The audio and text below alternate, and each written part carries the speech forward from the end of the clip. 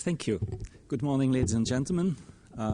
First of all, I would like to congratulate for the Maastricht message. I think it's a very good message, it's timely, and I certainly want to support it. My contribution today, my main question is, well, I want to look at educational systems, higher educational systems in general, and try to argue that they need to be challenged. And challenged by whom? By you, of course. By the open and distance learning community worldwide, because otherwise, without this challenge coming from you, I'm afraid that higher education systems will become a bit more conservative, even as they are now today. I have to apologize to our African, Asian and Latin American friends by offering you mainly an OECD perspective. I work at the OECD. We try to collect evidence, and I'm illustrating my speech with some graphs based on OECD evidence, which is, some call it the rich man's club. I don't really agree with that. We try to expand. OECD is reaching out to new member countries and enhanced engagement countries such as Chile, South Africa, Indonesia, India, China, Russia. But still, I'm afraid that I will not be able to provide you a real global perspective. I will mainly draw on work within my organization, Center for Educational Research and Innovation. We have just finalized a project on the future of higher education with some volumes coming out. In a few weeks' time, a volume on technology will be published. We are also very active in a horizontal program within the OECD on innovation strategy, and we are responsible for the human capital strand in that program, and we have also a program on the new millennium learners, and I think a lot of that is also relevant for your activities. I will start from the famous quote, the famous words of Clark Kerr. The longevity of the university is not a result of never changing, but rather a credit to its ability to evolve, adapt and change over time.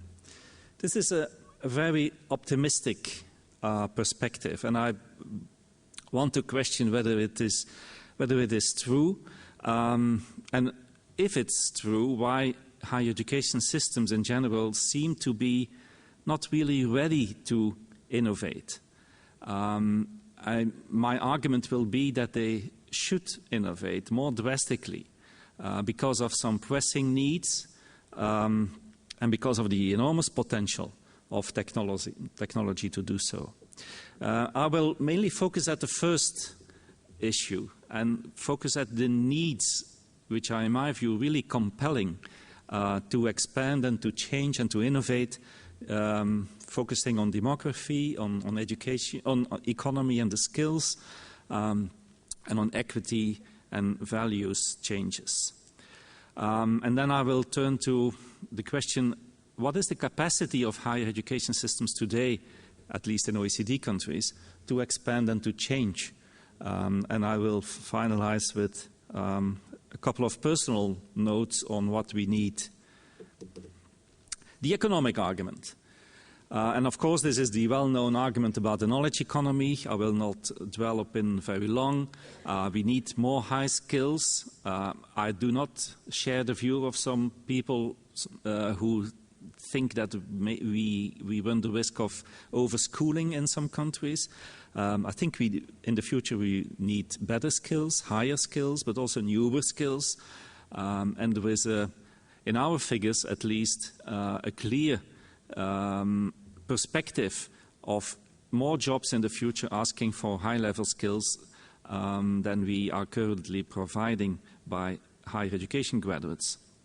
And I strongly believe, and this is becoming gradually now an official argument in the OECD speech on the crisis, if countries want to overcome the economic crisis and have to remain competitive in the future, they will have to invest more drastically in human, and I would also add in social capital. I'll just show you a graph here. The dark bars is the level of tertiary attainment in OECD countries, and the light blue bar is the level of skilled jobs in the economy of those countries. And you see there is still a gap. So that means that higher education is not yet filling all the skill demands of the contemporary economies moving in the direction of knowledge, of becoming knowledge economies. A second argument is on unemployment.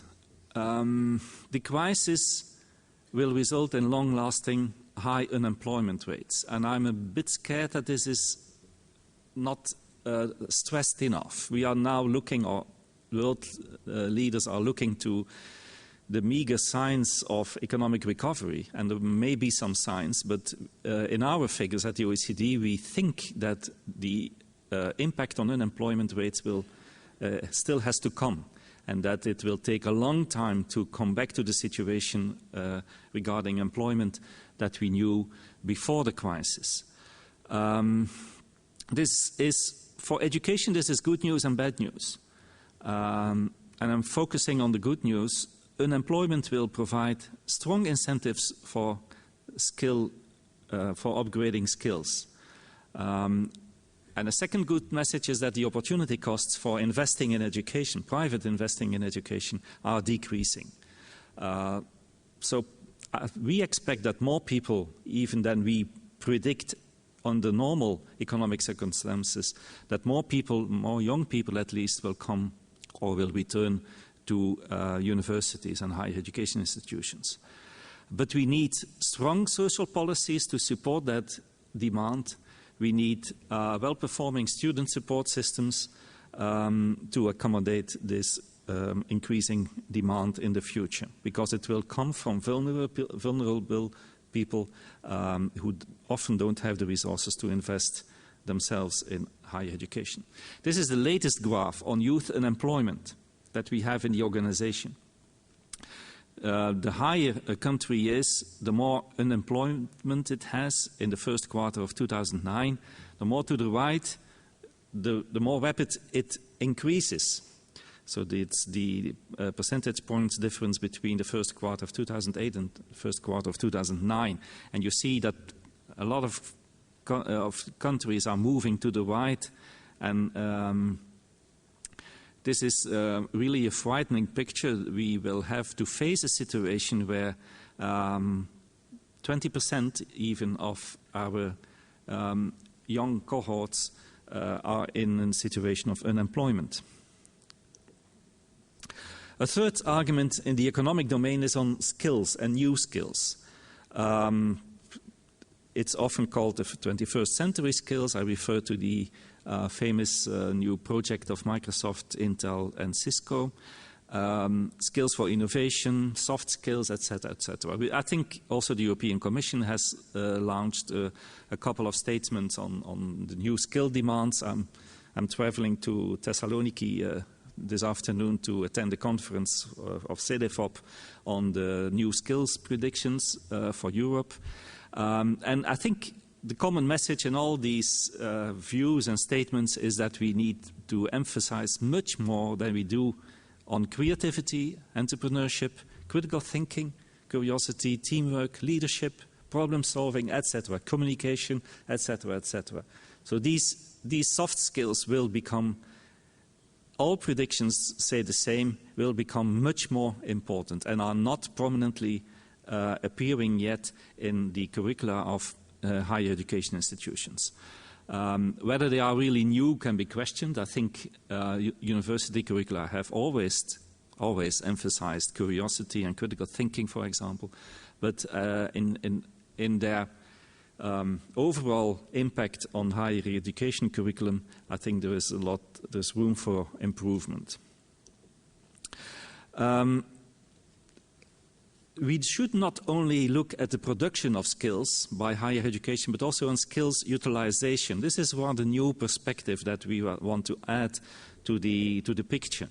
In some countries, producing high skills and still with some jobs demanding high skills, there is not yet a high skill utilization, meaning that graduates with higher education degrees are not employed on the level they deserve to be employed. So society or the economy is not utilizing, even if it's demanding for high skills, it's not utilizing the skills production by higher education. I'm just showing this graph.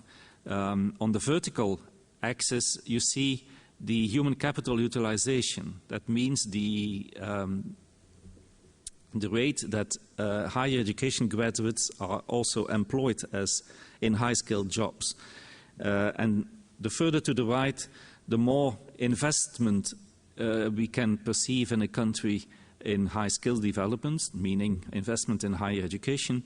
So that, for example, in my own country, Belgium, is rather doing well in producing high skills, but it's doing very poorly in utilizing the skills supply in society. So we should also look at strategies, and I think also higher education can play a role in this. Higher education is not only producing skills, it's also transforming the society and the economy so that these societies can utilize these skills much more and much better in the future.